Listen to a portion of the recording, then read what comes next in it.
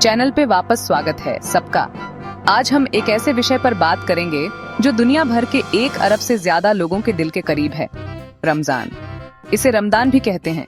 ये इस्लामी चांद्र कैलेंडर का 9वां महीना है और मुसलमानों के लिए बहुत बड़ा धार्मिक महत्व रखता है।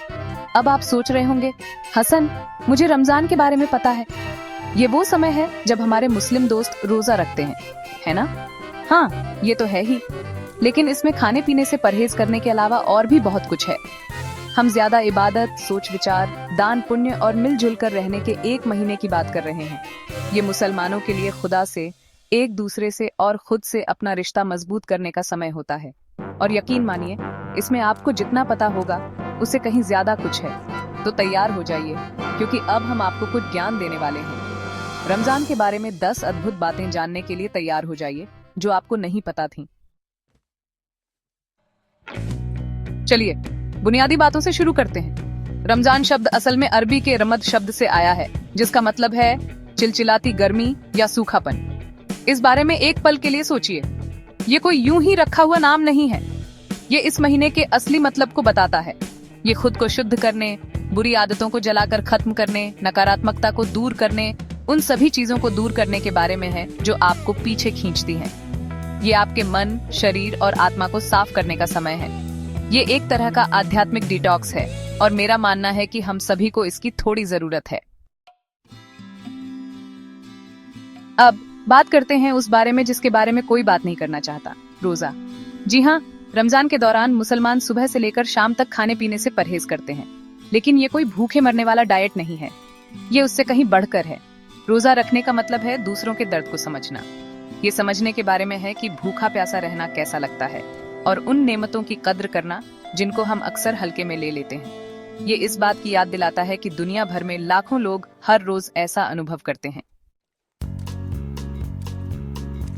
तो आप शायद सोच रहे होंगे, हसन, अगर आप पूरा दिन कुछ नहीं खा पी सकते तो आप सहरी में जरूर पेट भर खाना खाते होंगे, है ना? बिल्कुल, इसे सहरी कहते हैं। और ये सिर्फ ज्यादा से ज्यादा खाना खाने के बारे में नहीं है। ये अपने दिन की शुरुआत अच्छे इरादे से शुक्रगुजार होकर करने के बारे में है। ये परिवारों और समुदायों के लिए एक साथ आने, खाना खाने और आगे आने वाले रोजे के दिन के लिए खुद को तैयार करने का समय होता है।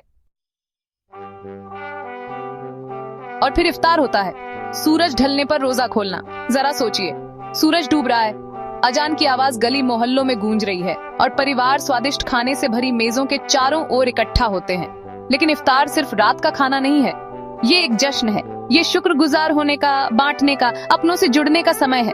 और मैं आपको बता दूं, पूरे दिन के रोजे के बाद पानी का पहला घूंट, ये बहुत सुकून देता है। अब रमजान सिर्फ रोजा रखने और दावत देने के बारे में नहीं है, ये आध्यात्मिक चिंतन के बारे में भी है। और खास तौर पर एक रात बाकी सबसे खास होती है, लैलतुल कद्र, शक्ति की रात। मुसलमान मानते हैं कि इसी रात पैगंबर मोहम्मद पर कुरान नाज़िल हुई थी। ये बहुत ज्यादा इबादत करने, सोच विचार करने और माफी मांगने की रात होती है। कहा जाता है कि इस रात नेकियों का सवाब कई गुना बढ़ जाता है और दुआएं कबूल होती हैं। रमजान उन लोगों को वापस देने का भी समय है जो जरूरतमंद हैं। ये इस बात को समझने के बारे में है कि हमें अपनी नेमतें दूसरों के साथ बांटनी चाहिए। यहीं से ज़कात की बात आती है। ज़कात इस्लाम के 5 स्तंभों में से एक है और ये अनिवार्य दान का एक रूप है। रमजान के दौरान मुसलमानों को अपनी दौलत का एक हिस्सा जरूरतमंदों को देने के लिए प्रोत्साहित किया जाता है। ये सामाजिक जिम्मेदारी के बारे में है, एक दूसरे की मदद करने और एक ज्यादा न्याय संगत और समान दुनिया बनाने के बारे में है। 7वां अध्याय, आध्यात्मिकता की बात करें तो चलिए तरावीह के बारे में बात करते हैं।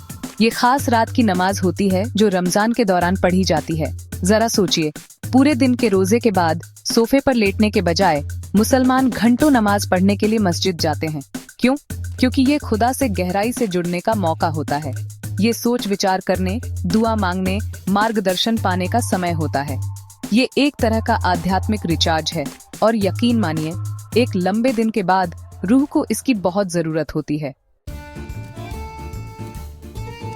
ठीक है, हमने रोजे, नमाज और दान पुण्य के बारे में बात कर ली।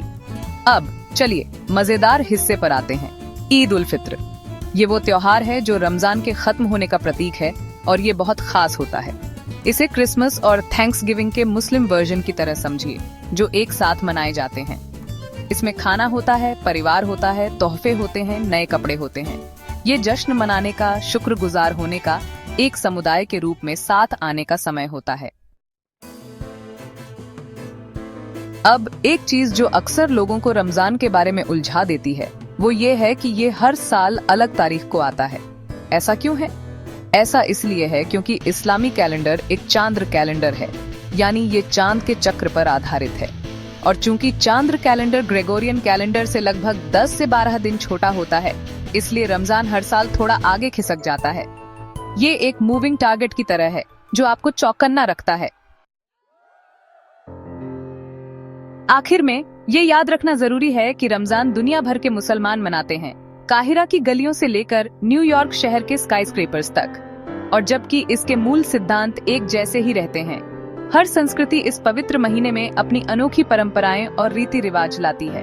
खास खानों से लेकर रोजा खोलने के अनोखे तरीकों तक, रमजान संस्कृतियों का एक खूबसूरत संगम है, जहां हर संस्कृति इस वैश्विक रीति के ताने बाने में अपना रंगीन धागा जोड़ती है। तो लीजिए दोस्तों, रमजान के बारे में 10 अद्भुत तथ्य जो शायद आपको नहीं पता थे। उम्मीद है इससे आपको इस महत्वपूर्ण महीने और इसके पीछे की समृद्ध परंपराओं के बारे में थोड़ी और जानकारी मिली होगी। रमजान सोच विचार करने का, आगे बढ़ने का, खुद से बड़ी किसी चीज से जुड़ने का समय है। ये दूसरों के दर्द को समझने, दया और उदारता के बारे में है। ये खुद का सबसे अच्छा वर्जन बनने के बारे में है। देखने के लिए धन्यवाद। अगर आपको रमजान के बारे में जानकर अच्छा लगा तो और दिलचस्प वीडियोस के लिए लाइक, शेयर और सब्सक्राइब करना ना भूलें। अगली बार मिलते हैं।